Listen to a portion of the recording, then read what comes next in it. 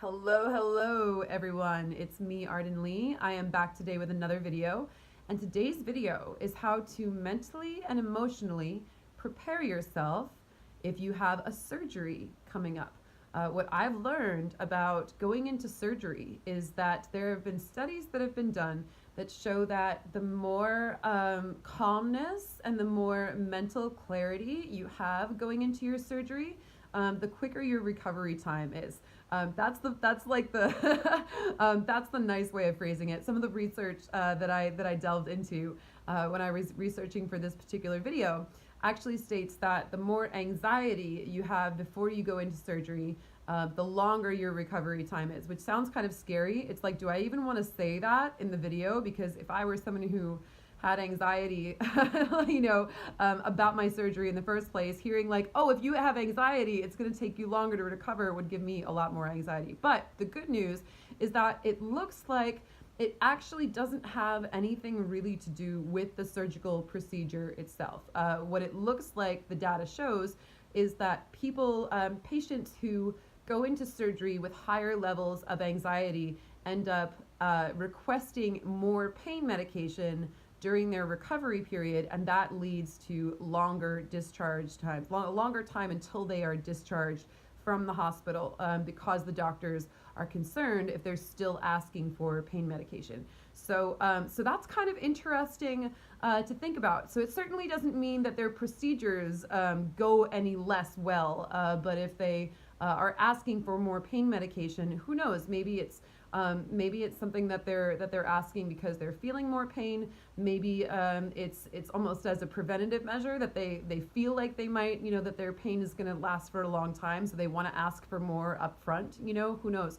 But regardless, it does seem like having lowered levels of anxiety going into a surgical operation, seems to be something that is very helpful. So we're going to talk a little bit about that in today's video. That was a pretty long introduction, but as always, if you're not yet familiar with me or my work, my name is Arden Lee, and I am the creator of the Repatterning Project, and that is an 8-week course where we examine our patterns, we hack our beliefs to remove all the obstacles that are in the way, our unconscious limitations that are in the way to our success and our happiness, our personal growth, our fulfillment. Virgil's coming over for this video because he has a chronic ear infection. I have to bring him back to the vet this week, actually, and I had a blood test done on him the last time that he was at the vet, so that we had his tests run so that we could see if he's well enough for surgery, if he possibly needs surgery in his ear, because it's not just an ear infection, it's like there's like a growth in there. So maybe he's over here listening to this video in case he has to go in for surgery too, right? Because we do have to bring you to the vet. All right, but if you want to chill out, if you want to listen to the video, then you have to sit and behave yourself. All right, so so anyway, if you're interested in learning more about the Repatterning Project, you can check out the description box where I have a link to a free PDF guide about the course, and it'll tell you a little bit about what we do. You can get some more information there. And I also have a link to the Facebook group that I moderate that is called the Repatterning Parlor. That's also linked in the description box. So go ahead and click through there and join us. I'd love to hear from you. Introduce yourself if you do, and yeah, we'll see you there. And as always, I'd love to invite you to subscribe to my channel, like my page, and all of that good stuff so that we can stay connected.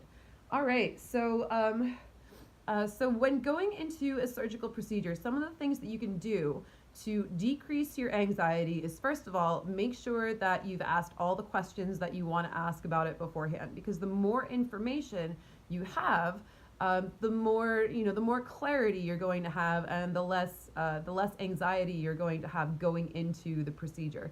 Also, of course, I'm sure this should go without saying, but make sure that you're choosing a doctor whom you really trust. One of the things that I came across in my research was that due to decreased staff in hospitals, due to the overwhelming amount of patients that doctors often see, there's not as much emotional preparation for surgery as there maybe once was 10, 20, 50 years ago even. So it seems like there used to be counselors available who would talk you through, what you would want to do and how you would want to mentally and emotionally prepare yourself, and that just doesn't seem to exist anymore. So make sure, because you're paying for this, or your insurance is, one way or the other, make sure that you are choosing a doctor that you really feel safe with, someone that you trust, someone who not only has a good reputation, but also, it doesn't just matter about someone's reputation. It also matters about the way that they make you feel. So I've gone and seen, I had these stitches that are on my arm, and I had them taken out by a surgeon, and even though he was highly reputable, and the stitches came out great. Like when I went to see him for the follow-up, like he took them out, like he yanked them out. Like I was like, I could have done that better on my own, like, so you really want to make sure it's not just someone's online reputation, but also the way that they're treating you, the way that they're talking to you. If you unfortunately, this was an accident. So, so I didn't I just went to the ER. I didn't choose my surgeon with a lot of research beforehand. But if you are preparing for an upcoming procedure, you do get to look into that and make sure that you're going with someone who makes you feel good. That when you ask them questions, they don't treat you like you're dumb or anything. They sit there and they let you know as much as they can about the procedure beforehand, and they help you to feel better about everything that you can look forward to expecting. So that's important as well. Most of what I researched to put this video together really emphasized having a support circle before and after, and during, I guess, as much as possible, and having friends, having family around. Not only is it going to help with the physical aspect of recuperating after surgery, but it's also going to help with the emotional aspect of preparing for surgery. And if you know that there are people who are going to be able to help tend to you after your surgical procedure is done, and also if those people are there to provide emotional support before you go in for your surgery, then that's going to really help you manage your anxiety levels around that. One of the things that I didn't see mentioned, but that I really feel is important, is so much of surgery, especially these days, not every procedure necessarily, but so much of surgery now it involves things that that really call sometimes our identity into question. Women, for example, who get double mastectomies, to treat breast cancer or to prevent breast cancer. Everyone really, I remember Angelina Jolie released a statement about her own double mastectomy, and she said, I did what I had to do to protect my health, and so that I can stay alive for my family, and I don't feel it in any way that this is a choice that has made me any less feminine. And it was so interesting that she said that, because I never would have thought that someone undergoing a double mastectomy would call into question their femininity. But because she said that, clearly either someone else had said something to her, or she thought that maybe it was going to be perceived in this manner. And so many, especially with how many, with how much forward movement and progress has been made in regards to the rights of transgender people. There are more and more people having trans surgeries, top surgeries, bottom surgeries, and that's a huge part of an identity. That's where there is an identity shift, but it's a positive one. It's one that they want to make. Whereas for other people, perhaps someone is having a hysterectomy, and maybe they have some mixed emotions around whether they wanted to have a child or not, or have another child. Maybe there's a lot of conflicting feelings going in about protecting their health, and yet they're maybe losing a part of their body, which that's no small thing. Our bodies house our trauma, they house our emotions, they house our unconscious memories. And making any alteration to your body is going to bring up some stuff. It's going to bring up some emotions. So again, none of the surgeries that you might undergo need to threaten your identity in any way whatsoever, because of course we are not our bodies. We are our spirits, and we are who we choose to be.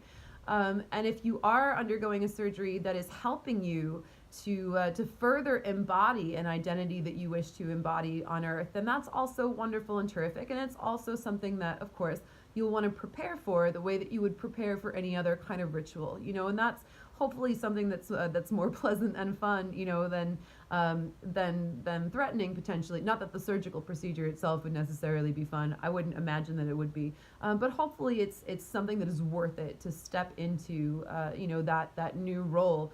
That new form. You're altering your shape so that your shape more resembles what you see in your head, and hopefully that's a positive thing. But of course, we also want to prepare for that the way we would prepare for any other rite of passage.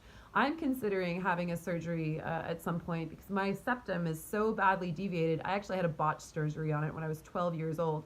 I don't know if the surgery itself was botched, but what happened was they operated on my septum, and I was 12, so my face was still growing, and it grew in, and it deviated way worse, to the point where my septum actually touches the other side of this nostril here, and I get no air through this nostril. And obviously I'm a singer, so the more serious I get about my music, and the more I hear my voice, my producer on the last song that I sang was like, "Is there some buzzing or vibrate? Like, maybe you were like sick recently?" Because there's like, and I was like, "Oh no, that's my nose. That's the fact that my nostril is hitting my septum." So given that it was actually something that could be picked up on a microphone, I'm probably going to be looking into a septoplasty at some point. And I don't need it to be cosmetic or anything. It's just functional. But no shade on anyone who does. Of course, your body is yours to do with what you like. But yeah, I would be nervous about that too, because I would be like, well, on the one hand, my voice is pretty great now. Is it going to get better, or is it actually going to change it in a way that I don't like? What if my voice ends up resonating in ways that I don't identify with, right? I have a lot of anxiety about that, so that's why I've been putting it off, and seeing. I'm like, well, I'll deal with it later when it really feels like it needs to be dealt with. So finally, the week before your surgery, really also making sure, to drink a lot of water and eat healthy foods. One other thing I learned during my research is this is not a time to diet, so you want to eat healthy foods, but you don't want to restrict yourself because your body is going to need a lot of nutrients to recover. So make sure you're eating healthy, nutrient-rich foods, drinking a lot of water, and practicing especially deep breathing exercises or relaxation exercises. Even if all you do is go on YouTube and find a guided meditation for relaxation, being able to do those, in that week or those couple of weeks leading up to your surgery is really going to help you to achieve a state of more calm and more peace and more groundedness going into your procedure. So those are my recommendations for how to emotionally prepare for a surgery that you may have coming up. And if you're someone who has a surgery coming up, then I wish you the best of luck with that. And do remember to surround yourself with plenty of friends and family members to help you with your recovery. Hopefully your pets too, right, Virgil? Do you need a surgery soon? We're gonna go find that out. All right, thank you for listening. I hope this is helpful.